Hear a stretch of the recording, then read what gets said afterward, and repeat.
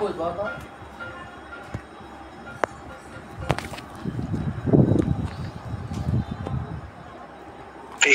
4। হ্যাঁ, তো কি আছে 4 নং পৃষ্ঠায়? ব্যঞ্জন বর্ণ। ব্যঞ্জন বর্ণ আমরা গত ক্লাসে কি পড়েছিলাম? যে প্রথমত স্বরবর্ণ পড়েছিলাম, 5টি হ্রস্ব 8টি দীর্ঘ আছে। তারপর অর উচ্চারণটা কিরকম হয় পড়েছিলাম, আ এরকম করা হয়। তারপর হ্রস্ব দীর্ঘ, দীর্ঘ শর্টটা দীর্ঘ উচ্চারণ করতে হবে, যেমন অ, এটা হ্রস্ব আ। তারপর আটা হচ্ছে দীর্ঘ আ, ই ই, উ উ, এরকম করে এ আই ও ঔ এরকম দীর্ঘ উচ্চারণ করতে হবে দীর্ঘগুলোকে। তারপর ব্যঞ্জন বর্ণ 35টি, তার মধ্যে 25টি হচ্ছে স্পর্শ বর্ণ, এই 25টি 5টি বর্গে বিভক্ত। তারপরে হর্ষন্তযুক্ত অক্ষরগুলো হচ্ছে ব্যঞ্জন বর্ণের এক্সাক্ট রূপ, এই 2 নং পৃষ্ঠায় এটা হচ্ছে ব্যঞ্জন বর্ণের এক্সাক্ট রূপ। এগুলোর সাথে অযুক্ত হয়েই হচ্ছে ব্যঞ্জন বর্ণ উচ্চারিত হয়, কা খা এরকম অযুক্ত হচ্ছে। তারপরে কোনটা কোথায় উচ্চারিত হয় সে অনুসারে এগুলোর নামকরণ করা হয়েছে। কণ্ঠ্যা, তালব্যা, মূর্ধন্যা, দন্ত্যা, ওষ্ঠ্যা, কণ্ঠ তালব্যা, কণ্ঠ ওষ্ঠ্যা, দন্ত ওষ্ঠ্যা, নাসিক্যা, এরকম নামকরণ করা হয়েছে কোথায় কোনগুলো উচ্চারিত হয় সে অনুসারে। এরপরের পেজ 4 নং পেজে আমরা দেখতে পাচ্ছি কি ব্যঞ্জন বর্ণ 35টি, 35টির মধ্যে 25টি তো আমরা পড়ে ফেলেছি, আছে আর 10টি। 10টির মধ্যে 4টি হচ্ছে অন্তস্থ। অন্তস্থ নাম কেন? অন্তস্থ হচ্ছে এক্সাক্ট স্পর্শটা হয় না, স্পর্শ হোক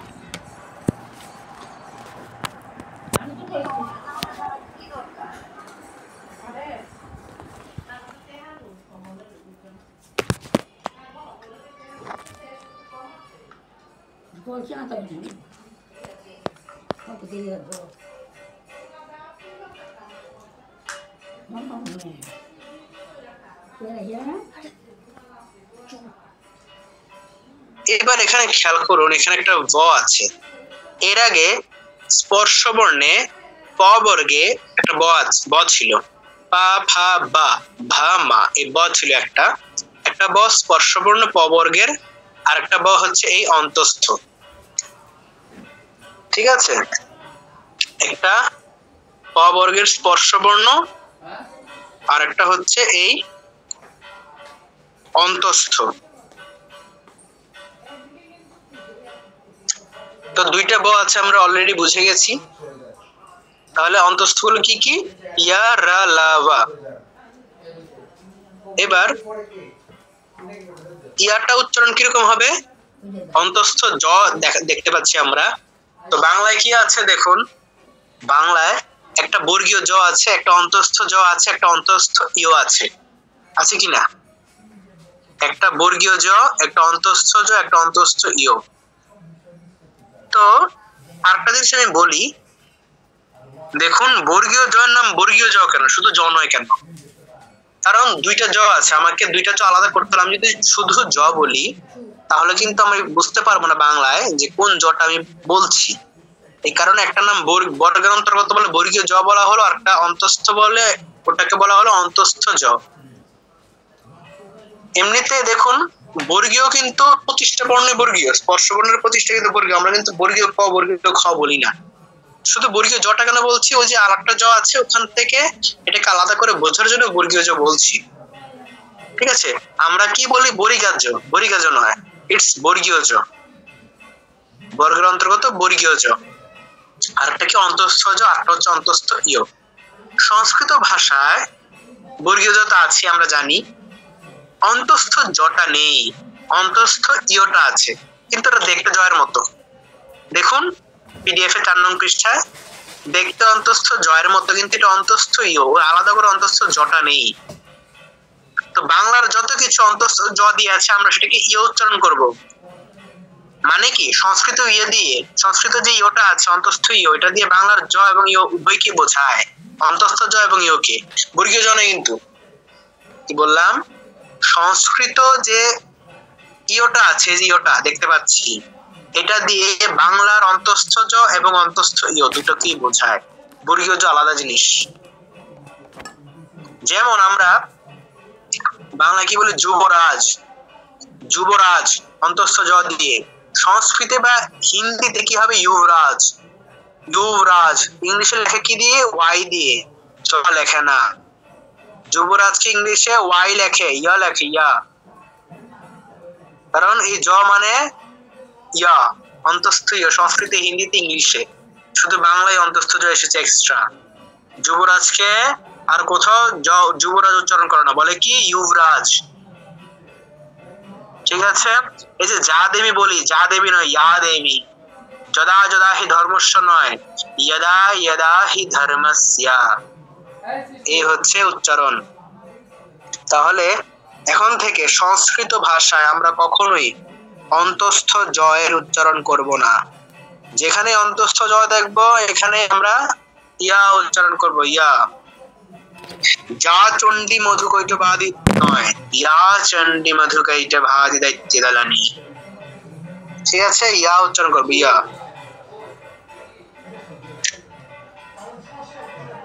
এবার নেক্সট আছে বাংলার মধ্যে রসটা করে শেখার বা বোঝার কিছুই নেই। ল আছে, সেটাকেও শেখার বা বোঝার কিছু নেই। এরপর আছে অন্তস্থ ব।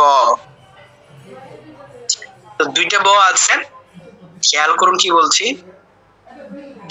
বাংলায় ব আছে একটা, সংস্কৃতে ব আছে দুইটা। তো বাংলার যে ব আছে সেটা প বর্গের। বাংলার মধ্যে কিন্তু স্পর্শ বর্ণ আছে, বর্গ আছে। ঠিক আছে? তো বাংলার যে প বর্গের প ফ ব ভ ম, সংস্কৃতেরও সে বর্গীয় ব প ফ ব ভ ম। ওকে? তো এই বর্গীয় ব, বাংলার ব এবং সংস্কৃতের বর্গীয় ব সেম জিনিস, এবং এটাই হচ্ছে ইংলিশের বি। কি বললাম? বাংলার ব, সংস্কৃতের ব এবং ইংলিশের বি একই জিনিস। বাংলার ভ, প ফ ব ভ, ভ যেটা, সেটা সংস্কৃতের ভ একই, এবং ইংলিশে কি হয়? BH, not V. ভি নয়, বিএইচ। ব এর সাথে হ যুক্ত করলে ভ হয়। ইংলিশও সেম, বি এর সাথে এইচ যুক্ত করলে ভ, বিএইচ, ভ। ঠিক আছে? ভ। আমরা যখন ইংলিশে ভালো লিখবো, ভালো, আমরা ভি ভি এ এল ও লিখবো না, ভি এ এল ও, ভালো লিখবো না, এইভাবে ভালো হয় না, এটা ভালো। লজিক্যালি এবং গ্রামাটিক্যালি ভালো হয় কিভাবে? বিএইচ এ এল ও, ভালো। বিএইচ এ এল ও, ভালো। ঠিক আছে? বিএইচ দিয়া ভ বোঝায় লজিক্যালি। ব এর সাথে হ যুক্ত করলে ভ হয়, বি এর সাথে এইচ যুক্ত করলে ভ হয়, ভ।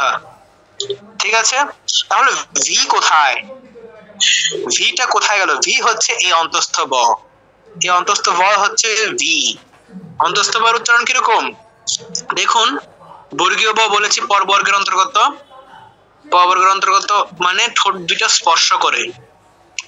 পা ফা বা ভা মা উচ্চারণ করতে গিয়ে দেখুন ঠোঁট দুইটা লাগছে। পা ফা বা ভা মা।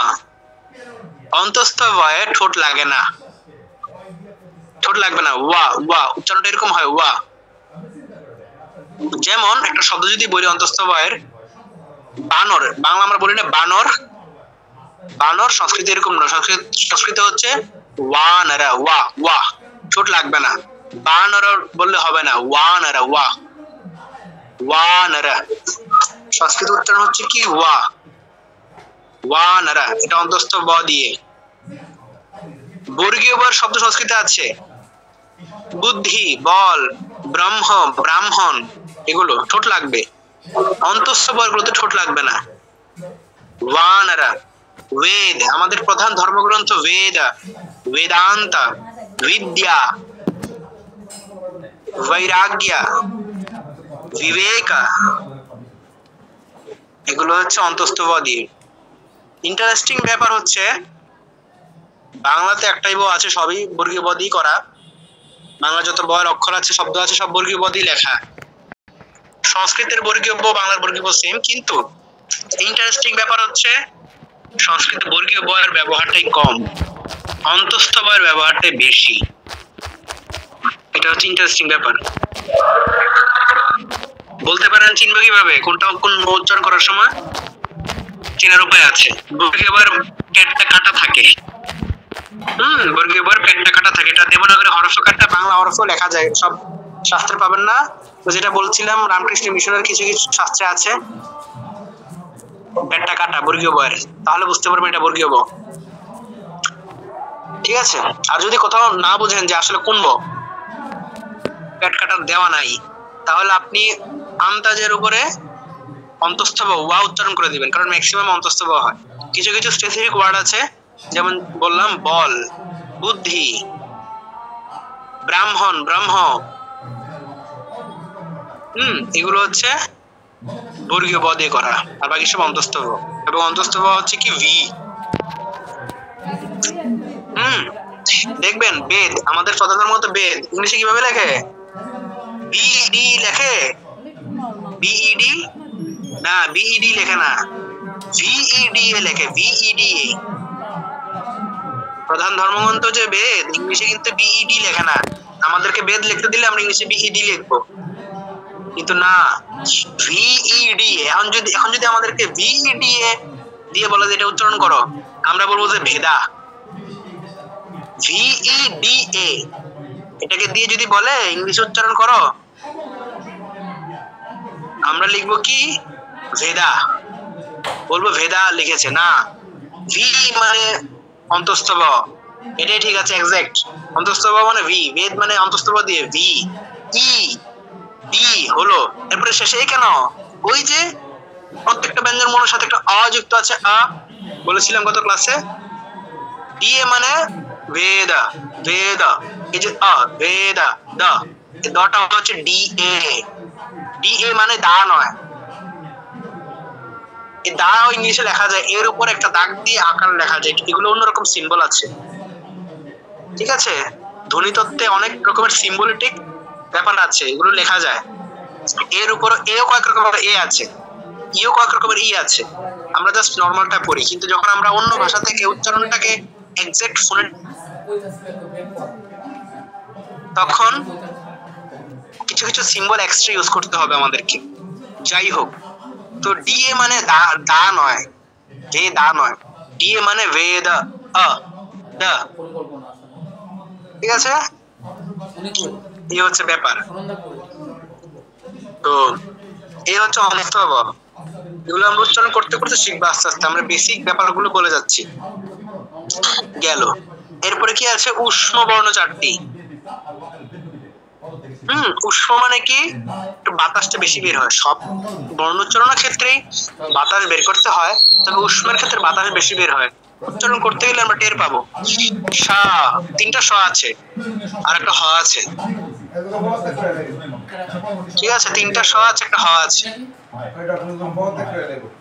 তো এই চারটা উচ্চারণ করতে গেলে বাতাসটা একটু বেশি বের হয় অন্যগুলোর তুলনায়, এই জন্য এগুলো উষ্ম বর্ণ বলা হয়েছে। এবার দেখো লাল রঙে কি লেখা আছে? তিনটা স এর উচ্চারণের পার্থক্য।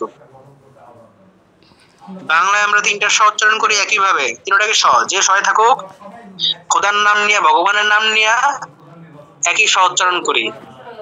নো, সংস্কৃত বলেছিলাম যে একটা ফোঁটা দিলেও, বিন্দু দিলেও সেটার আলাদা উচ্চারণ এবং অর্থ রয়েছে। তো তিনটা স, নাম তিন রকমের, তালব্য, তালব্য স, তালুতে উচ্চারিত হবে, মূর্ধন্য স, মূর্ধায় উচ্চারিত হবে, দন্ত স, দাঁতে উচ্চারিত হবে। আমরা নরমালি যে শট উচ্চারণ করি সেটা তালবস্য। ঠিক আছে, বাংলায় এটা উচ্চারণ করে তালবস্য। তালবস্য শেখার আর কিছু নেই নতুন করে, শেখার কি আছে? মূর্ধন্য স এবং দন্ত স। মূর্ধন্য শটা মূর্ধায় আর একটু পেছনে, জিহ্বাটা একটু বেঁকে পেছনে যায়, এটা একটু টাফ, এটা নতুনরা একটু মানে পারতে কষ্ট হবে। তো মূর্ধন্য শটাকে যদি আপনারা তালবস্যের মতো করে নরমাল উচ্চারণ করেন, কোনো সমস্যা নেই, তালবস্যের মতো করে মূর্ধন্য শটাকে উচ্চারণ করতে পারেন। কিন্তু এটাকে যদি আমরা এক্সাক্ট উচ্চারণ করতে যাই, ধরুন তালবস্য, তালবস্য শব্দ বলি শরীরা, শরীরা, মূর্ধন্য স, একটা শব্দ যদি বলি বর্ষা, সা, আরো গম্ভীর হচ্ছে উচ্চারণটা, বর্ষা, বর্ষা। তো প্রয়োজন নেই, আপনারা নরমালি বর্ষা করুন, অসুবিধা নেই, কিন্তু দন্ত সকে আপনাদের এক্সাক্ট দন্ত স্বরের মতো উচ্চারণ করতেই হবে। সবচেয়ে সহজ বলে দিচ্ছি, ইংলিশ এস, এস এর মতো দন্ত স্বর উচ্চারণ, ইংলিশ এস এর মতো। এস এর কিছু শব্দ যদি আমরা বলি, যেমন সিজন, সিজন, 60, 60, স্টপ, স্টপ, হ্যাঁ, সকার, সকার, এই এস এগুলো হচ্ছে দন্তস্বর উচ্চারণ।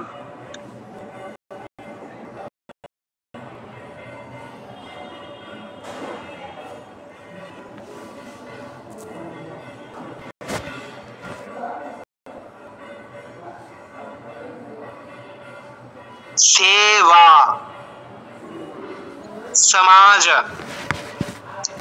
यदा यदा हि धर्मस्य, धर्मस्य नয়, धर्मस्य नয়, धर्मस्य, यदा यदा हि धर्मस्य, या देवी सर्वभूतेषु, सर्वभूतेषु शक्ति रूपेण संस्थिता, नॉट সংস্থিতা, শক্তি তালবস্য। দেখুন সর্বা, সর্বা দন্তস্ব, ভূতেষু মূর্ধন্যস্ব, সর্বভূতেষু, সর্বা দন্তস্ব আর মূর্ধন্যস্ব ভূতেষু, সর্বভূতেষু শক্তি তালবস্য, শক্তি রূপেণ সংস্থিতা, স আবার দন্তস্ব। ঠিক আছে, এই হচ্ছে 300 এর পার্থক্য। তারপর গেল এই পেজের গ্রুপ পড়ানো হয়ে গেছে, দুটি ব বলা হয়ে গেছে, ইয়া বলা হয়ে গেছে। নেক্সট আমরা 5 নং পেজ। আমরা তো দেখলাম।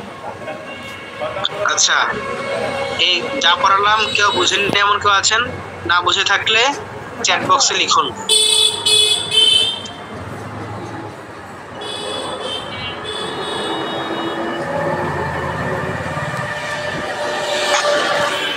রামকৃষ্ণ আশ্রম না বুঝে থাকলে চ্যাট বক্সে লিখুন।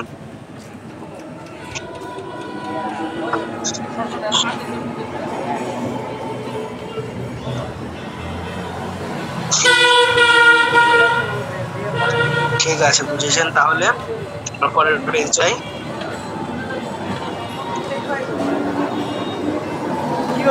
দুইবার পার্থক্য উচ্চারণের, ন দুইটা আছে আমরা জানি। একটা কি নাম কি দন্ত ন, দাঁত উচ্চারিত হয়, আরেকটা কি মূর্ধন্য ন, মূর্ধায় উচ্চারিত হয়, নাম থেকে বুঝতে পারছি।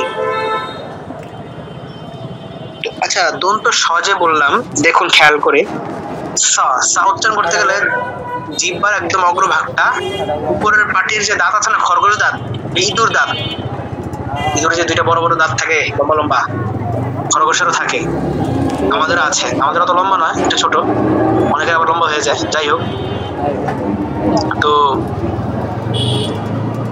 এই দাঁতের মধ্যে, দাঁতের একদম গোড়া মাঝের দিকে স্পর্শ করে জিহ্বার অগ্রভাগটা, সা উচ্চারণ করার সময়, সা, সমাজ, সাগর। ঠিক আছে, উচ্চারণ করতে গেলে খেয়াল করবেন। তো দন্ত নয় সেম সেরকম, দাঁতের গোড়ার দিকে জিহ্বাটা থাকবে। না না, এটা হচ্ছে দন্ত নয় না। আর মূর্ধন্য ন কোনটা? মূর্ধায়। এই যে মূর্ধন্য ন কোন বর্গের? ট বর্গের। টা, জিহ্বাটা উল্টে গেল, টা, ঠা, ড়া, ঢা, সেম ড়া, টা, ঠা, ড়া, ঢা, ড়া, টা, ঠা, ড়া, ঢা, ড়া, টা, ঠা, ড়া, ঢা, ড়া, টা, ঠা, ড়া, ঢা, ড়া। বেশি থাকে আর কি, 2 মাসের মতো। ঠিক আছে, টা, ঠা, ড়া, ঢা, ড়া। আস্তে আস্তে হবে, জাস্ট বুঝে নেন মূর্ধন্যের উচ্চারণটা কিরকম আর দন্তন্য কিরকম। না, দাঁতের গোড়ায় জিহ্বার অগ্রভাগটা থাকে। গেল, তাহলে 25টা স্পর্শ বর্ণ গেল, 4টা অন্তস্থ গেল, 4টা উষ্ম গেল, মোট গেল কয়টা? 33টা। রইল কয়টা? 2টা। কি কি? অনুস্বার, বিসর্গ। 5 নং পৃষ্ঠায় অনুস্বার এবং বিসর্গ। বাংলা ভাষা এগুলোর আমরা কোনো গুরুত্ব দেই না, থাকলে থাকবি, না থাকলে না থাকবি, থাকলেও কোনো আমাদের আসা যায় না। কোথায় কি বিসর্গ আছে দেখার সময় নেই, মনে যা আসে তা উচ্চারণ করবো, ঠিক আছে। কিন্তু ভাই সংস্কৃত ভাষা এক বিসর্গতে কত কাহিনী করে। একটা বিসর্গ বসছে মানে তার অর্থ চেঞ্জ হচ্ছে, তার উচ্চারণ চেঞ্জ হচ্ছে, এবং উচ্চারণ চেঞ্জেরও সিস্টেম আছে ভাই। বিসর্গের আগে কি আছে সেটা অনুসারে বিসর্গ উচ্চারণ চেঞ্জ হয়। বিসর্গের আগে অ থাকলে বিসর্গ হবে হ, বিসর্গের আগে আ থাকলে বিসর্গ হবে হা, বিসর্গের আগে ই থাকলে বিসর্গ হবে হি। হা হা হু হু হি, এই হলো বিসর্গের অবস্থা, ঠিক আছে। এবং বিসর্গ অর্থ চেঞ্জ করে, বিসর্গ সহ এক অর্থ, বিসর্গ ছাড়া এক অর্থ। অনুস্বারও সেম, এবং অনুস্বারের উচ্চারণের কত কাহিনী সংস্কৃত ভাষায়। বাংলা ভাষায় অনুস্বার এবং বিসর্গের দিকে তাকালে মনে হয় অবহেলিত পাত্র, সমাজের সবচেয়ে অবহেলিত লোক, কোনো গুরুত্ব নাই, বয়স্ক ভাতায় চলে এমন অবস্থা। আর সংস্কৃত ভাষায় এরা হচ্ছে রাজা, সংস্কৃত ভাষায় বিসর্গ আর অনুস্বার হচ্ছে রাজা, রাজা এবং রানীর মতো অবস্থা, ঠিক আছে। তো এমন দেখা যায় যারা সংস্কৃত ভাষা ব্যাকরণ কিছু বোঝে না, জানে না, ম্যাক্সিমামই জানে না, তো তারা যখন সংস্কৃত ভাষায় কিছু কিছু লেখার চেষ্টা করে, বা ধরুন মন্ত্র একটা বা শ্লোক একটা জানে না ঠিক মতো, লিখবে এবার, হ্যাঁ জানে না, তাও তো হিন্দু মানুষ, লিখতে তো হয়, কিছু করার নেই, ঠিক আছে। তো এখন কি করবে, তাছাড়া হচ্ছে কি, ধরুন এই যে বিভিন্ন সংগঠন আছে, এখন সংগঠনের পূজা পার্বণ করে, বিভিন্ন ধর্মীয় অনুষ্ঠান করে, ব্যানারে তো আমাকে একটা মন্ত্র লিখতে হয়, না লিখলে তো খারাপ দেখা যায় হিন্দু মানুষ। একটা সামান্য মন্ত্র যদি আমি সংস্কৃত ভাষা না লিখি, বা ছোট একটা লাইন যদি না লিখি, খারাপ দেখা যায়। এইবার ভাই লিখতে গিয়ে আমার এখন কেমনে আমি সংস্কৃত বানাবো বাংলা লেখাটাকে, এবার প্রতি শব্দের সাথে একটা করে অনুষ্ঠান যুক্ত করে, একটা করে বিসর্গ যুক্ত করে, তাহলে সংস্কৃত হয়ে গেল, তাই তো। মানে আমার বাংলাদেশের ধারণা হচ্ছে কি, শব্দের সাথে বাক্যের সাথে অনুষ্ঠান আর বিসর্গ যুক্ত করলে সেটা সংস্কৃত, সেটার অর্থ যাই হোক না কেন, এই হচ্ছে অবস্থা। তো এভাবে হয় না, হ্যাঁ, অনুষ্ঠান বিসর্গ যুক্ত করে সংস্কৃত হয় না, সিস্টেম আছে, কোথায় বিসর্গ হবে, কোথায় অনুষ্ঠান হবে, এগুলোর নিয়ম আছে, ঠিক আছে। বেসিক সংস্কৃত একটু জানলে আমরা মোটামুটি এগুলো বুঝতে পারবো। বেসিক সংস্কৃত কি কি শব্দরূপ আছে কিছু, ধাতুরূপ আছে কিছু, সেগুলো জানলে কিন্তু হয়ে যায়, এত সংস্কৃতে পণ্ডিত হওয়া লাগে না। তো যাই হোক, বিসর্গ এবং অনুষ্ঠানের অনেক গুরুত্ব আছে, কিন্তু তাই বলে এমন নয় যে এগুলো যুক্ত করলে আমি বাংলাকে সংস্কৃত বানিয়ে ফেলতে পারবো, এভাবে নয়। তো দেখুন আমরা এই যে কত 5 নং পৃষ্ঠায় অনুস্বারের সাধারণ উচ্চারণ লেখা আছে, লাল রঙের যে লাইনটা আছে, অনুস্বারের সাধারণ উচ্চারণ কিরকম, ম হসন্ত ম, হ্যাঁ ময়ের মতো উচ্চারিত হয় নর্মালি।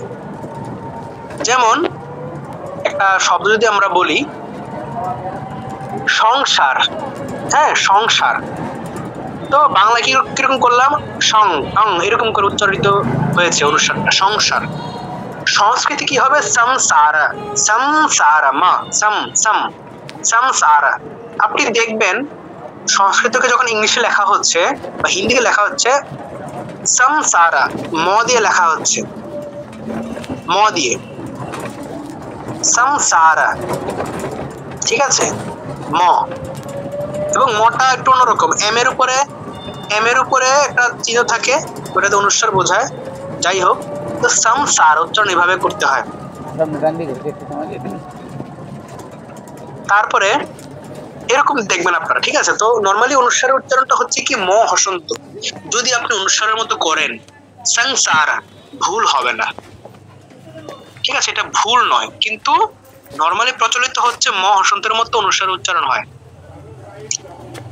এরপরে আরেকটা লাইন আছে, অনুস্বার যে বর্গের আগে বসে সেই বর্গের নাসিক্য বর্ণের মতো এর উচ্চারণ হয়। আমি এটা সহজভাবে বুঝাই, আপনারা সেই 2 নং পৃষ্ঠা চলে যান। আর হ্যাঁ, বের করে দিলে কিন্তু আবার জয়েন করবেন, জুম থেকে বের করে দিলে আবার জয়েন করবেন, 40 মিনিট পরে বের করে দেওয়ার নিয়ম আছে জুমের।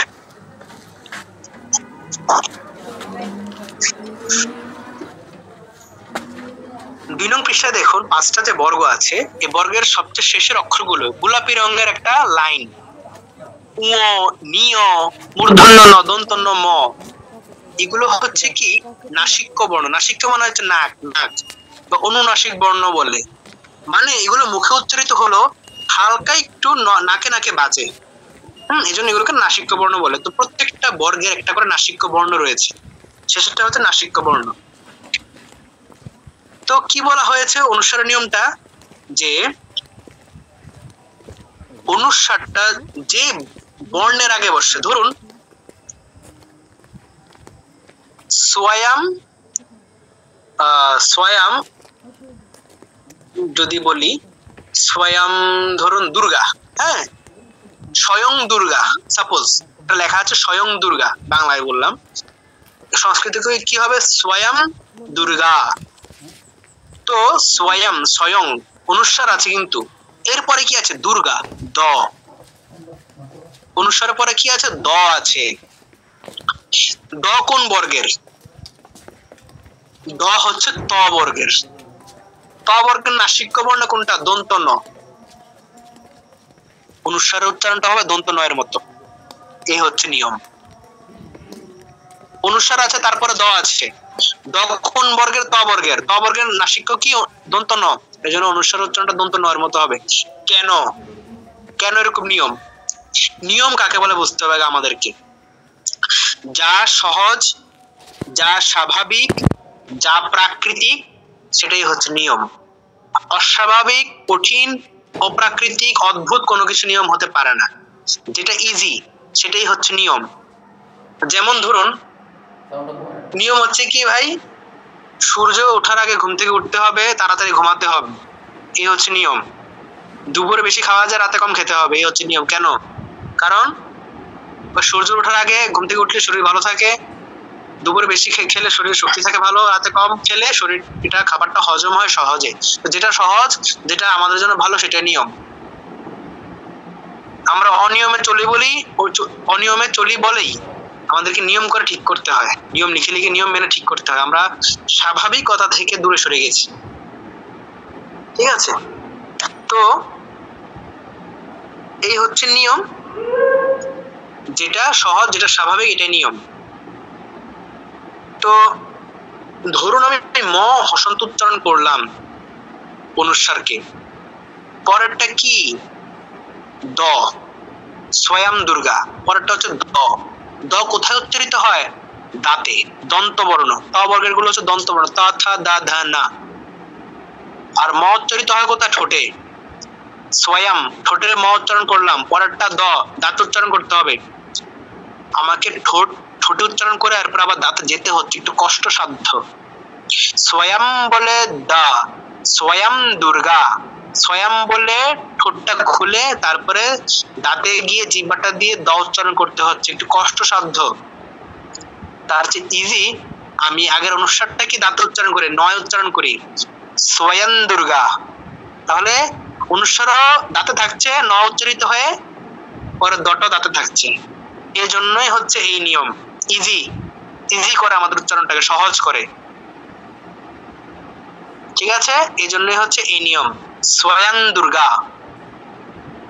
এই যে অর্গলা সূত্র আছে, রূপং দেহি জয়ং দেহি যশো দেহি দ্বিষো দেহি। আমরা যদি এটাকে ম করি, রূপম দেহি জয়ং দেহি, না, তার চেয়ে সহজ কি, রূপং দেহি জয়ং দেহি। দয়ের আগে অনুসারটাকে ন উচ্চারণ করলাম, তাহলে দাঁতে রয়ে গেল রূপং দেহি। খেয়াল করুন, রূপং দেহি দাঁতে রয়ে যাচ্ছে ন করলে, কিন্তু যদি ম করি রূপম বলে খুলে আবার দেহি বলতে হয়, ঠিক আছে? এই হচ্ছে নিয়ম, এটাই স্বাভাবিক, এটাই ইজি। যদি আপনাদের মন চায় আমরা ম হসন্ত করব, নো প্রবলেম, এটা ভুল হবে না। ম হসন্ত অনুস্বারের মতো বাংলার মতো উচ্চারণ করুন, যেটাই করুন সবই ঠিক, কোনো ভুল নেই। কিন্তু যেটা বললাম ওই যে ইজি করার জন্য সেরকম নিয়ম। গেল নাসিকের কাহিনী। এবার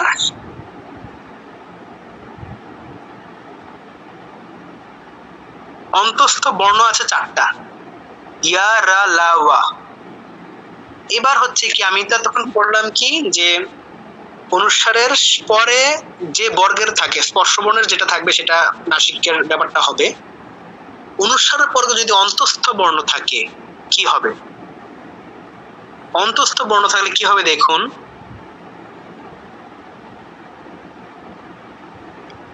আপনি 6 নং পৃষ্ঠে চলে যান।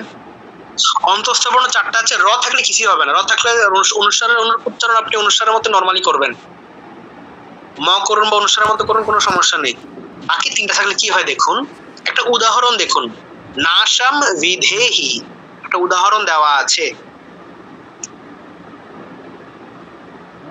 কি হচ্ছে, অনুসারটা কি হয়ে গেল পরের লাইনে গিয়ে সমান চিহ্নের পরে? অনুসারটা ভ, নিচে একটা হসন্ত, উপর একটা চন্দ্রবিন্দু। কেন হয়েছে? যে অনুসারের পরে ভ আছে, অন্তস্থ ভ আছে, তো অনুসারটাও অন্তস্থ ভ এর মতো হয়ে যাবে, কিন্তু পুরো ব হবে না। আমরা কিন্তু না সাউ বলে আবার বিধেই বলবো সেরকম কিছু নয়। অর্ধ ব, হসন্ত আছে কিন্তু, মানে ভ এর মতো নাকে নাকে বাজবে। না সাম বিধেহি ছিল হচ্ছে কি না সাউ বিধেহি, না সাউ বিধেহি। কেন এরকম? ওই যে পরেরটা যা, আগেরটা যদি আমি সেরকম করে করি ইজি হয় উচ্চারণ করতে। আমি যদি দেখুন, অন্তস্থ ভ কিন্তু ঠোঁটে লাগে না। আজকের ক্লাসে আমি অনেক তথ্য দিচ্ছি, কিন্তু এই কিছু সময়ের মধ্যে আমি অনেক তথ্য দিয়ে যাচ্ছি, জাস্ট একটু মনে রাখবেন, বা ক্লাসের রেকর্ডটা দেওয়া হবে, একটু দেখে নেবেন, শুনে নেবেন। এই তথ্যগুলো দিয়ে কিন্তু পুরোটা কোর্স আপনাদের চলবে। সো তথ্যগুলো বারবার প্র্যাকটিস হবে, কোনো সমস্যা নেই। আজকে আমি জাস্ট নিয়মগুলো বলে যাচ্ছি। আজকে যে বুঝে নিতে হবে, শিখে নিতে হবে তেমন কিছু নয়। তো যদি আপনারা এটাকে ম উচ্চারণ করে নাসাম দেন, তো ম উচ্চারণ করলে পরেরটা ব উচ্চারণ করতে গেলে নাসাম বিধেহি, ব বর্গীয় ব হয়ে যায়, নাসাম বিধেহি বর্গীয় ব হয়ে যায়। এই জন্য নাসাউ বিধেহি, ঠোঁট লাগাবো না, ম উচ্চারণ করব না, এরকম করে একটা অন্তস্থ ভ নাসিক উচ্চারণ করব, নাসাউ বিধেহি। সেম পরেরটা পারাল লোকে, এখানে সমস্যা হয় না, এখানে ম উচ্চারণ করলেও সমস্যা নেই, পারাম লোকে করা যায়, নো প্রবলেম। পরেরটা ত্বচাম যোগেশ্বরী করলে হয়, কিরকম যেরকম দেওয়া আছে ত্বচাই যোগেশ্বরী করলেও হবে, ত্বচাই যোগেশ্বরী। এগুলো দেখে আসলে বোঝা যাচ্ছে না যে উচ্চারণটা কিরকম করবো। আমি ত্বচাই যোগেশ্বরী বলে দিচ্ছি, তখন বোঝা যাবে যে আচ্ছা এরকম হয়। যেমন মহামৃত্যুঞ্জয় মন্ত্র আছে, ওম ত্র্যম্বকম যজামহে, ত্র্যম্বকম তারপরে ইয় আছে, এর উচ্চারণ তাড়াতাড়ি করতে গেলে কি করব আমরা? ওম ত্র্যম্বকাই যজামহে, ত্র্যম্বকম না বলে ত্র্যম্বকাই বলবো। ওম ত্র্যম্বকাই যজামহে। যদি কাম বলি, ত্র্যম্বকম বলি, ভুল হবে কি? না, কোনো ভুল নেই, সবই ঠিক।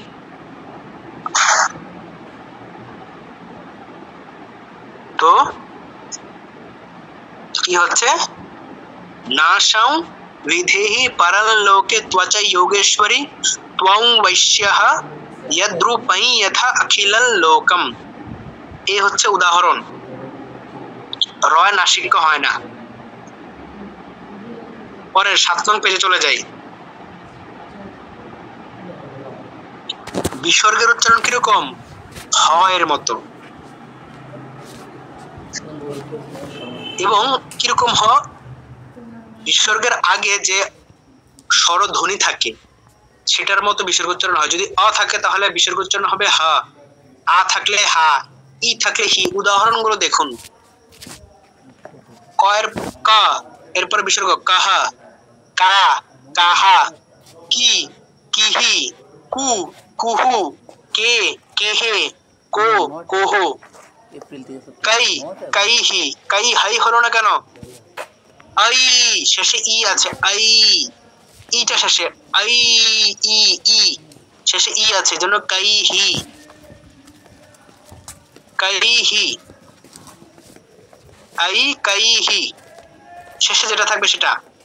এবং পুরো হ না যে কাহা বলে ধরে রাখতে হবে সেরকম না, কাহা ছেড়ে দিব, অর্ধ হ, অর্ধ হের মতো হালকা করে ছেড়ে দিব বাতাসটা। কাহা, কাহা, কিহি, কুহু, কেহে, কোহো, কাইহি।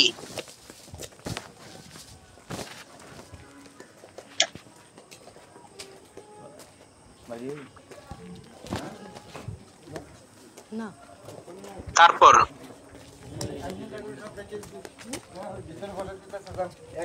আটম পেজ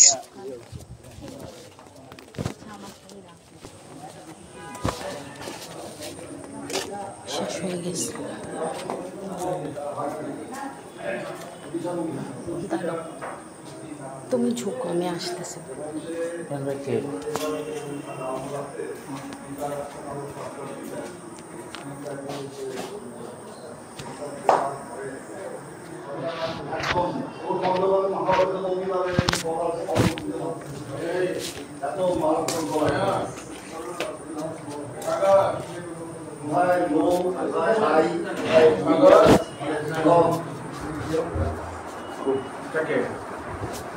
কি খবর? কবে আগমন ঘটিল?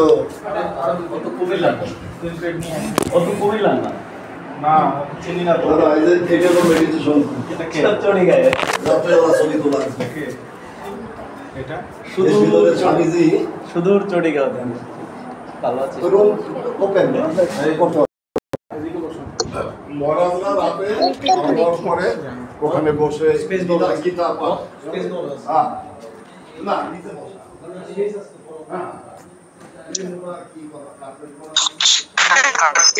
হ্যাঁ বিসর্গের পর ক খ প ফ থাকলে উচ্চারণটা অর্ধ হয়ের মতো হয়। আচ্ছা বলছি কিরকম ভাবে হচ্ছে জিনিসটা দেখুন। ভক্তাহ, ভক্ত এর পরে বিসর্গ আছে, এরপর ক আছে।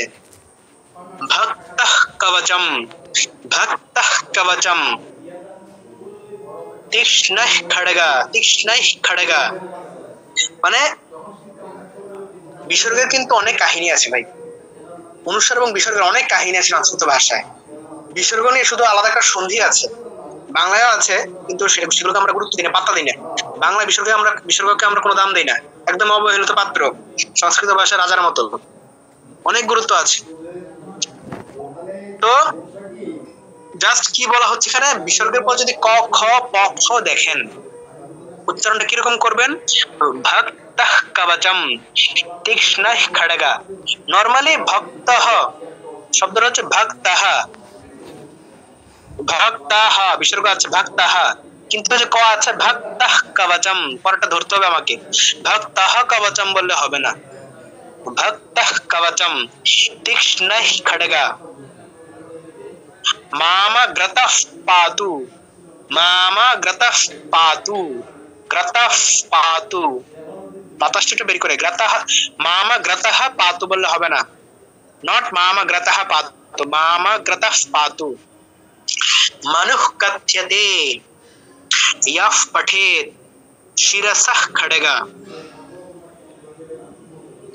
বিসর্গকে আমরা হয়ের মতো উচ্চারণটা কখন করব, ভক্তাহ কখন বলবো, যখন এই শব্দটা একদম শেষে থাকবে, এরপর আর কোনো শব্দ থাকবে না, তখন আমরা এরকম হয়ের মতো উচ্চারণ করবো। কিন্তু মাঝখানে যদি এটা থাকে, মাঝখানে আমরা হয়ের মতো উচ্চারণ করতে পারবো না।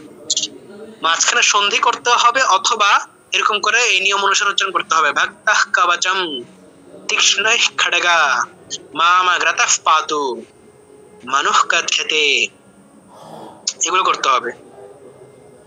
গেল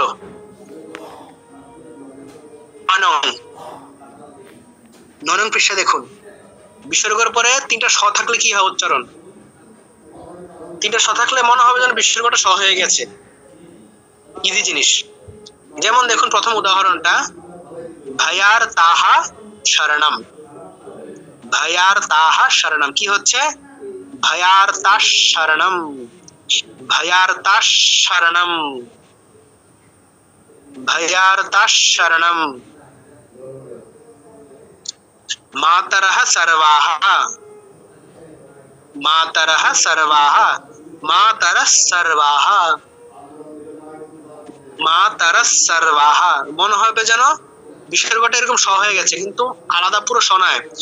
ভয়ার তাস শরণম এরকম কিন্তু নয়, পুরো স আসেনি। ভয়ার তাস শরণম, মাতরঃ সর্বাः, শতষড়ভিः ভূয়ঃ শৃণু, সর্বতঃ স্থিতা, আয়ুতঃ ষড়ভিः। এগুলো আমরা শ্লোক পড়তে গেলে, মন্ত্র পড়তে গেলে এক্সাক্ট ভাবে বুঝবো। গেল। নেক্সট 10 নং পৃষ্ঠা কি আছে? যুক্ত বর্ণ আছে। ক এর পরে মূর্ধন্য স কি হয়? বাংলা বলি ক্ষীয়, ক্ষয়, রক্ষ, সংস্কৃতে রক্ষ নয়, রাক্ষা। আচ্ছা তুমি যাও। কিভাবে উচ্চারিত হচ্ছে? কিভাবে হচ্ছে রাক্ষা? ক দিয়ে স এর সাথে যুক্ত, রাক, ক আগে স পরে, রাক্ষা, রাকাশা, রাক্ষা, ক দিয়ে শুরু, খ মূর্ধন্য স দিয়ে শেষ, রাক্ষা। যেভাবে যুক্ত হয়েছে উচ্চারণ সেভাবে হচ্ছে। বাংলা যে আমরা ক্ষীয় করি, এখানে কোথায় ক আর কোথায় মূর্ধন্য স খুঁজে পাওয়ার উপায় আছে? ক্ষীয়, ক্ষীয়র মধ্যে স কোথায় আর ক কোথায় খুঁজে পাওয়ার কোনো উপায় নেই। কোথেকে যে ক্ষীয় এনেছে জানি না, কিন্তু সংস্কৃত ভাষায় দেখুন রাক্ষা, ক আছে, খ মূর্ধন্য স আছে, রাক ক দিয়ে শুরু, সা দিয়ে শেষ, রাক্ষা। তারপর একটা বর্গীয় জ এবং ইয়, বাংলা বলে যজ্ঞ, গ। এখানে গ কোথায় আছে? বর্গীয় জ এবং ইয়, গ কোথায়? কোথাও নেই। বাংলায় তো বলি ঠিকই যজ্ঞ। কি হবে এটাকে আপনারা? গিয়া, গিয়া, এরকম একটা কঠিন উচ্চারণ আছে গিয়া। আমি যেটা নরমালি করি এটা করতে পারেন, জনা এরকমও করতে পারেন, সেটা বরং ইজি হয়। জনা, জা এবং নিয়া, জনা এরকম করতে পারেন। জনা, জা এবং নিয়া, জনা দুইটাই হয়, জ্ঞাও হয়, জ্ঞাও হয়, ইয়াজ্ঞা অথবা ইয়াজনিয়া, যে কোনো একটা করতে পারেন, এজ ইউ উইশ, আপনার যেটা সুবিধা, যেটা ভালো মনে হয়। তারপর একটা ব্রহ্মা, হ এবং ম, ব্রহ্মা, ব্রহ্মা। আবার এখন একটা ব্যাপার আছে কি, হ আগে ম পরে তো ব্রাহ্মা, ব্রাহ্মা এরকম নয়। এখানে কি হয়, যেহেতু দেখুন সব সব ক্ষেত্রে হচ্ছে কি যেটা ইজি সেটা করছি আমরা। এখন ভাই ইজি কোনটা ভাই? বাতাস পরে ছাড়া ইজি, ম আগে উচ্চারণটা করে পরে যদি বাতাসটা ছাড়ি সেটা ইজি হয়। ব্রহ্মা, ম আগে বলে ব্রহ্ম বলে হা, বাতাস ছাড়ছি, দ্যাট ইজ মোর ইজি। ঠিক আছে, এটা ইজি। ব্রহ্মা বলাটা কেমন জানি দেখায়, ইজি হয় না। তো এই ক্ষেত্রে আবার নিয়ম করেছে কি, ওই হয়ের সাথে নাসিক্য বর্ণ থাকলে নাসিক্য বর্ণের উচ্চারণটা আগে হবে, হয়ের উচ্চারণ পরে হবে, এরকম একটা নিয়ম আছে। তো যা বললাম নিয়ম কেন, যেটা আমাদের জন্য ইজি সেটা নিয়ম। এক্ষেত্রে ব্রহ্ম নয়, মটাকে করবেন, হটা পরে করবেন, যতই হ আগে থাকুক। ব্রহ্মা, ব্রহ্মা। এরপর একটা মূর্ধন্য স, মূর্ধন্য ন, কৃষ্ণা, কৃষ্ণা। দুইটাই মূর্ধাতে উচ্চারিত হয়, মূর্ধন্য স, মূর্ধন্য ন, কৃষ্ণা। তারপর কালো রঙের লেখা দেখুন, ত এর নিচে অন্তস্থ ব আছে, এরপর একটা ত এর সাথে অন্তস্থ ইহ আছে, এরপর একটা ত এর সাথে ত আছে। আমরা বাঙালিরা খুবই অলস, তিনটাকে একভাবে উচ্চারণ করি। ত এর নিচে যাই থাকুক, ত জোরে একটা ত বলে দিব চাপ দিয়ে। যেমন দেখুন প্রথমটা ত এর নিচে ব আছে, আমরা বাঙালিতে কি বলবো? তম। পরেরটা ত এর সাথে ইয় ফলা আছে, কি বলবো? সত্য, তম, সত্য। এই দুই তো এখন তফাৎ আছে না, একই। এরপরটা কি বলবো? দত্ত। তিন জায়গাতে আমরা জোর একটা চারটে ত উচ্চারণ করে দিয়েছি। সংস্কৃতে তিনটা তিন ভাবে গঠিত হয়েছে, উচ্চারণও তিনটা তিন ভাবে হবে। ত এর সাথে ওয়া অন্তস্থ ব, ওয়া, ত্বা, ত যোগ ওয়া, ত্বা, ত্বম, ত্বম। দ্বিতীয়টা ত এর সাথে ইয়া,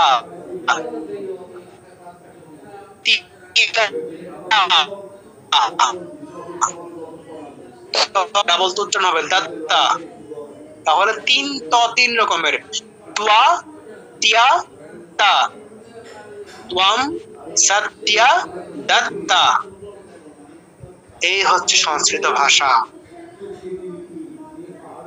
তারপরে সবুজ রং, দন্ত স এর সাথে ম, বাঙালিরা আমরা কি বলবো? স্মরণ, স্মৃতি। ম মারা গেছে, লেখার সময় ঠিকই লিখি, দন্ত স্বর নিচে ম যুক্ত করে স্মরণ লিখি, দেখি যেটাই লিখি উচ্চারণ করে কি স্মরণ, স্মৃতি। হ্যাঁ, মানে স্মৃতি এমন ভাবে উচ্চারণ করেছি যে মারা যাওয়ার পরে স্মৃতি তো নেই, নাই, মনে হচ্ছে যেন দন্ত স র ন দিয়ে লিখেছি, কোথায়, স্মরণ, স্মরণ যে লিখেছি, স্মরণ যে উচ্চারণ করছি, দন্ত স র এবং ন, স্মরণ, কোথায় গেল? তাহলে আমরা মটা দিলাম কেন এখানে? সুন্দর দেখার জন্য দিয়েছি নাকি? স্মৃতি যখন বলি মনে হচ্ছে যেন দন্ত স্বর নিচে রিকার, তারপরে তরস্ব ইকার, স্মৃতি। মটা কোথায়? নাই, হারিয়ে গেছে। কিন্তু সংস্কৃত ভাষায় কিন্তু স্মৃতি আর স্মরণ নয়, স্মৃতি, স্মা, স্মৃতি, স্মরণা, স্মরণ। ঠিক আছে, দন্ত স্বর নিচে ম আছে মানে কি উচ্চারণ করতে হবে স্মা, স্মরণ, নট স্মরণ, নট স্মৃতি, স্মৃতি। এই হচ্ছে সংস্কৃত ভাষা। দেখুন তারপরে কি আছে, তিনটা একসাথে যুক্ত আছে, দন্ত স এর সাথে ইয়া, তারপরে আ, তিনটা যুক্ত আছে মানে তিনটে আমাকে উচ্চারণ করতে হবে। এরপরে বিসর্গ আছে। দেখুন বাঙালির এই যে তাসিয়াহা, বিসর্গ যে এই যে শব্দটা আছে, বাঙালিরা কি করব, তস্যা, এত কিউট জাতি আমরা, তস্যা, কোনো সমস্যা নাই, যাই থাকুক মনে যা আছে তা উচ্চারণ করব। এবার যত ফলার থাকুক, যত কার থাকুক, ফলার যদি গোষ্ঠী আমি এনে বসিয়ে দিই, আমি উচ্চারণ করবো আমার মনে যা আছে তা। আমরা হচ্ছে এই বাঙালি। কিন্তু ভাই সংস্কৃত ভাষা দন্ত স আছে, সা, ইও যুক্ত হয়েছে সিয়া, আ যুক্ত হয়েছে সিয়া, বিসর্গ যুক্ত হয়েছে সিয়াহা, সা যোগ ইয়া সিয়া, সা যোগ ইয়া যোগ আ সিয়া, সা যোগ ইয়া যোগ আ যোগ বিসর্গ সিয়াহা, তাসয়াহা। এই হচ্ছে সংস্কৃত ভাষা, একদম খুঁটিনাটি ধরে ধরে উচ্চারণ করতে হয়। এভাবে উচ্চারণ করতে পারলেই আপনার পাঠ খুব সুন্দর শোনাবে। তাসয়াহা। Class recording next page, 11 number page, last.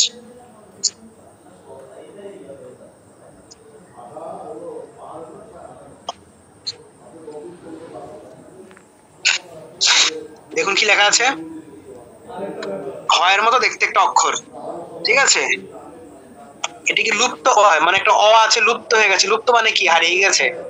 লুপ্ত শব্দের অর্থ হচ্ছে হারিয়ে যাওয়া, লোপ পেয়ে যাওয়া। তো লুপ্ত অ ছিল, লুপ্ত হয়ে গেছে, হারিয়ে গেছে। তো অ যেহেতু লুপ্ত হয়ে গেছে, হারিয়ে গেছে, ছিল কিন্তু হারিয়ে যেতে গেছে, তার স্মৃতি হিসাবে আমরা একটা এরকম অক্ষর দিয়েছি, এটাকে বলা হয় লুপ্ত অ।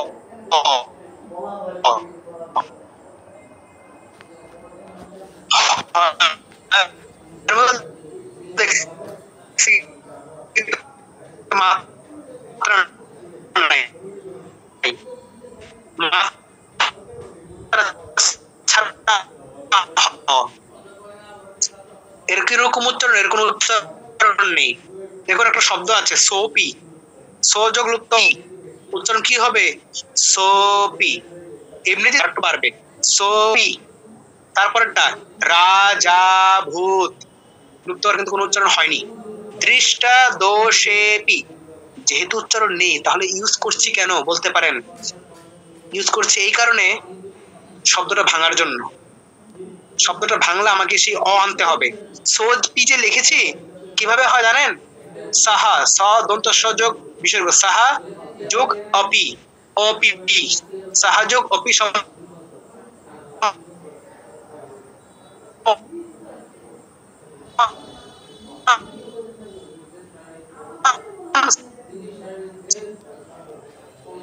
সোপি,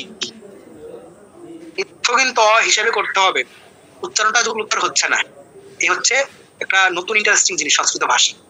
তবে ভাই যখন আপনারা শাস্ত্র কিনবেন, গীতা বলেন, চণ্ডী বলেন, দেখবেন যে বাংলাদেশে শুধুমাত্র ব্যবসায়িক স্বার্থে যেসব গীতা ছাপানো হয়, চণ্ডী ছাপানো হয়, গীতাই বেশি, চণ্ডী একটু কম, গীতা বেশি। 10 টাকার গীতা পাওয়া যায়, কেন 10 টাকার গীতা কিনবেন 100টা, 1000 টাকা দিয়ে কিংবা একসাথে কিনলে কম রাখতে পারে।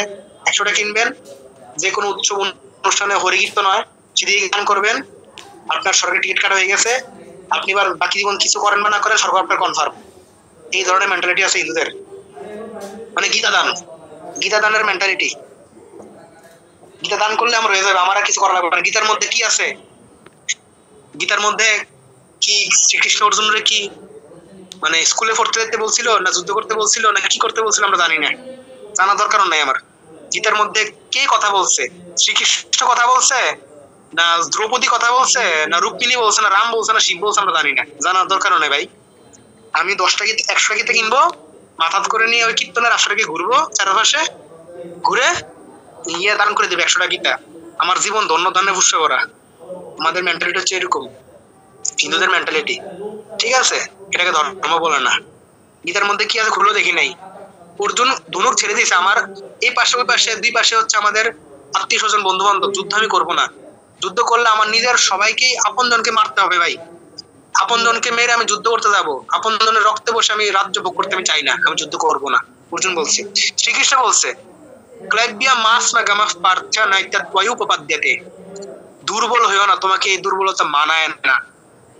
শুদ্রাম হৃদয়ে দৌড়বাল্লাম ত্যাগ প্রতিষ্ঠা পারান্ত পাই, হৃদয়ের দুর্বলতা ত্যাগ করে উঠে দাঁড়াও, যুদ্ধ করো। অর্জুন বলছে ভাই আমি যুদ্ধ করবো না, আমি সবাইকে নিয়ে মানিয়ে গুছিয়ে থাকবো, যে আমার সাথে যা করছে করছে সমস্যা নাই, আমি সবাইকে নিয়ে মানিয়ে টানিয়ে থাকবো ভাই, ভালো লাগে না যুদ্ধ করতে, মারামারি ভালো লাগে না।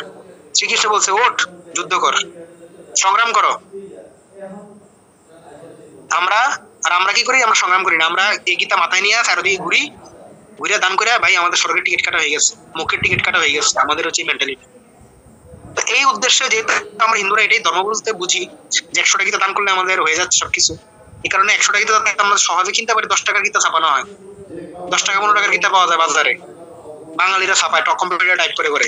এই ছাপাইতে গিয়ে কি হয়, এই যে লুপ্ত ভয়ের মতো দেখতে, লুপ্ত তো ভাই এই যারা ছাপায়, যারা টাইপ করে গীতা, তারা তো জানে না এই লুপ্ত জিনিসটা কি, তাদের কিবোর্ডে থাকেও না, বিভিন্ন সফটওয়্যার থাকে, সব সফটওয়্যার থাকে না, কিবোর্ডে যে টাইপ করে সবখানে সব কিবোর্ডে সফটওয়্যার থাকে না। তো তারা ভাই মনে করে মনে এটা হয় লিখছে, এটা মনে বলে মাত্র দেয় নাই, হয় লিখছে মনে করে, হয় হ লিখে দে।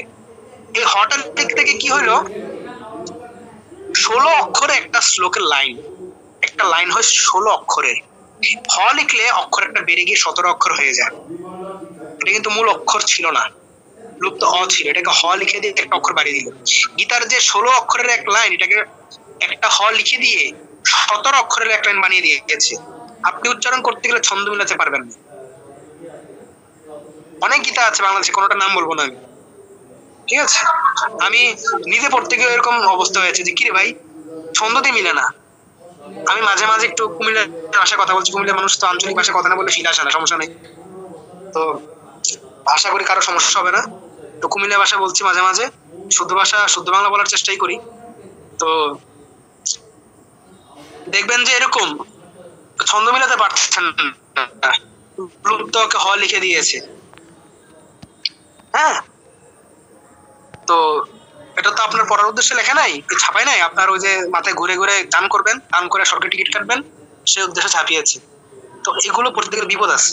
এবং শুধু 10 টাকার গীতা নয়, অনেক বড় বড় গীতা তো এরকম অবস্থা। যারা সংস্কৃত জানে তারা খুললে বুঝতে পারবে যে কোথায় কি সমস্যা হয়েছে। এজন্য বলি যে শাস্ত্র কিনতে হলে আপনার যেখানে সংস্কৃতের এক্সাক্ট লেখা আছে, আপনি যে প্রতিষ্ঠান থেকে কিনতে পারেন সমস্যা নাই, যে কোনো প্রতিষ্ঠান থেকে কিনেন সমস্যা নাই, কিন্তু যেখানে এক্সাক্ট লুপ্ত অটা দেওয়া আছে, এক্স্যাক্টলি বর্গীয় বা অন্তস্থ তফাৎ করা আছে, সেগুলো কিনবেন,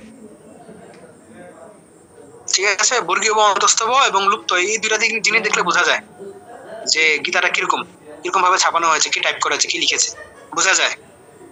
এগুলো দেখে কিনবেন। রামকৃষ্ণ মিশনের সব গীতাতে কিন্তু এরকম নাই।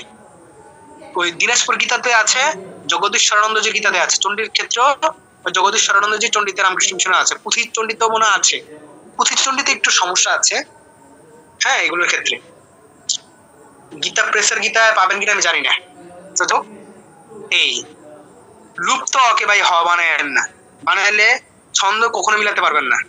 বর্গীয় বা অন্তস্থ না থাকুক, উচ্চারণ করেন যাই করেন, কিন্তু লুপ্ত অকে যদি ঠিক মতো না দেওয়া থাকে, এটাকে আপনি হ উচ্চারণ করবেন, অক্ষর একটা বেড়ে যাবে, ভুল হবে অর্থ, মন্ত্র ভুল, শ্লোক ভুল। So be careful. এই জন্য বলি যে এই চণ্ডীটা একটু সংগ্রহ করে রাখুন, এটার মধ্যে এক্স্যাক্টলি দেওয়া আছে। এই জগদীশ্বরানন্দের চণ্ডী এবং জগদীশ্বরানন্দজির গীতা দুইটাই ভালো, এক্স্যাক্টলি দেওয়া আছে। গীতার জন্য ওই 60 টাকা দাম একটা গীতা আছে, ঢাকা মঠ থেকে প্রকাশিত হয়, ঢাকা রামকৃষ্ণ মঠ থেকে, সেটা তো ভালো, আমি সেটা ধরে ধরে পড়াই গীতার কোর্স যখন করাই, ঠিক আছে। তো ওই লুপ্ত হওয়ার কোনো উচ্চারণ নেই। সোপি রাজা ভূত, কিন্তু এটার অর্থ আছে, মাহাত্ম্য আছে, গুরুত্বপূর্ণ জিনিস। তো এই হচ্ছে আজকের ক্লাস। আজকের ক্লাসে এটা 2 দিনে নেওয়া দরকার ছিল, আমি একদিনে নিয়ে নিয়েছি। আগামী ক্লাসে সম্ভবত আমি থাকবো না, এই কারণে আমি একদিনে নিয়ে নিয়েছি। তো এই ব্যাপারগুলো পুরোটা কোর্স জুড়ে আলোচিত হবে, কোনো সমস্যা নেই। একদিনে আজকে মনে রাখতে হবে তেমন কিছু না, আপনারা জাস্ট দেখবেন উল্টে উল্টে যে কি বলেছিলাম এগুলো কিরকম ভাবে দেখতে বা কিরকম উচ্চারণ, একটু চেষ্টা করবেন। পারবেন না, না পারলে কোনো সমস্যা নেই, আমরা পুরো কোর্স জুড়ে এগুলো চর্চা করব, তখন আস্তে আস্তে হবে। আমি এখানে কোনো কোয়েশ্চেন নিচ্ছি না, ক্লাস এখানে শেষ করছি। প্রশ্ন থাকলে আমার ইনবক্সে নক করবেন, হোয়াটসঅ্যাপে, যে কোনো প্রশ্ন থাকলে সর্বদা আছি, ঠিক আছে। ক্লাস এখানে শেষ করছি। যদি কিছু বুঝতে না পারেন, কোনো প্রশ্ন থাকে অবশ্যই ইনবক্সে হোয়াটসঅ্যাপে জিজ্ঞেস করবেন। আর এই ব্যাপারগুলো নিয়ে আমরা পুরোটা কোর্স আলোচনা করব, কোনো চিন্তার বিষয় নেই। আর চণ্ডী এটা সংগ্রহ করে নেবেন, চেষ্টা করবেন। আজকের ক্লাস এখানেই শেষ করছি। ওম শান্তি শান্তি শান্তি, হরি ওম তৎসৎ। শ্রীরামকৃষ্ণার্পণমস্তু।